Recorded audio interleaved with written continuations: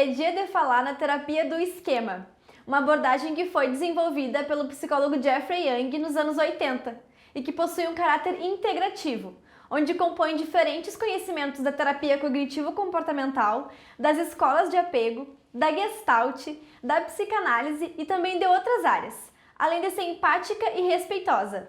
Nos anos 90, em Manhattan, o Dr. Young estabeleceu o primeiro instituto de terapia do esquema. E nessa mesma época, a TE também chamou muito a atenção de pesquisadores na Holanda, que estavam desenvolvendo um estudo voltado para os tratamentos do transtorno de personalidade borderline. Os resultados desse estudo mostraram que um alto índice de pacientes com transtorno de personalidade borderline poderiam alcançar a recuperação completa dos sintomas e fornecer um forte suporte empírico para a terapia do esquema. A TE também chamou a atenção por ter uma taxa de abandono baixa.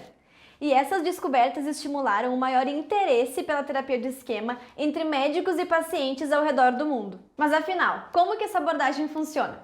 Ela se trata de uma proposta que tem um olhar atento para as origens infantis e adolescentes dos problemas psicológicos e que refletem na vida adulta, dando uma ênfase muito maior para as técnicas emotivas, para a relação terapeuta-paciente e para os estilos desadaptativos de enfrentamento. Bom, a terapia de esquema compreende que todos nós temos necessidades emocionais básicas que precisam ser supridas ao longo do nosso desenvolvimento.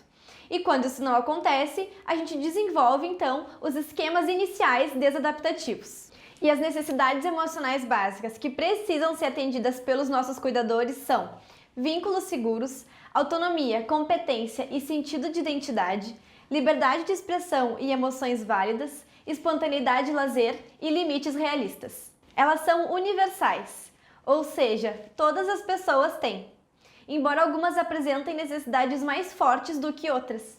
E quando não são atendidas, elas produzem marcas cognitivos e emocionais, que são os esquemas iniciais desadaptativos. Para o autor, os esquemas iniciais desadaptativos são formados por emoções, memórias e sensações corporais.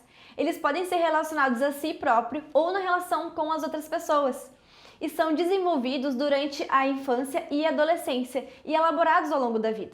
E eles são disfuncionais em nível significativo.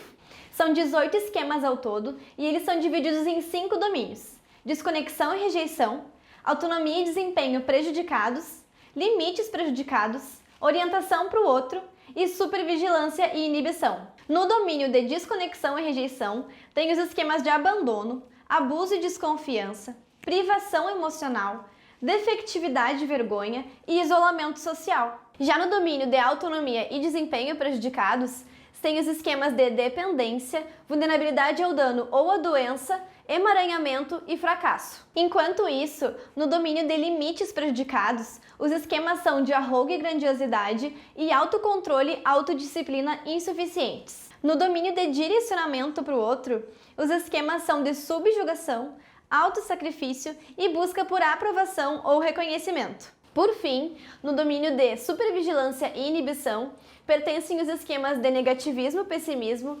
inibição emocional, padrões inflexíveis e postura punitiva. Cada domínio corresponde a uma necessidade emocional básica que não foi suprida. Mas isso não significa que todas as pessoas vão desenvolver todos os esquemas. Isso varia de pessoa para pessoa e depende de qual necessidade que não foi suprida ao longo do desenvolvimento. Bom, os nossos esquemas eles vão ser ativados ao longo da nossa vida. E para lidar com eles, a gente desenvolve as respostas de enfrentamento. Elas servem para ajudar a gente a se adaptar no mundo onde as necessidades emocionais básicas não foram supridas. E apesar de serem adaptativas a um determinado contexto, elas acabam sendo desadaptativas para os outros. Na terapia do esquema, as respostas de enfrentamento são classificadas em 3 tipos: o capitulador complacente, o protetor desligado e o hipercompensador. Esses 3 modos de enfrentamento podem estar presentes no funcionamento de uma mesma pessoa. E essa escolha se dá através das tentativas de enfrentar as situações difíceis que foram sendo utilizadas ao longo do desenvolvimento. Por isso, elas são usadas em diferentes contextos e podem se perpetuar. Pessoal, esse foi um pequeno resumo sobre os conceitos básicos da terapia do esquema.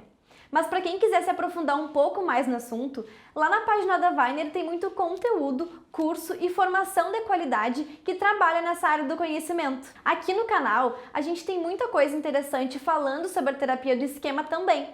E nos nossos próximos vídeos, a gente vai estar aprofundando um pouco mais nos conceitos e técnicas da TE. Então fiquem ligados e não percam nenhuma novidade por aqui. Um abraço e até mais!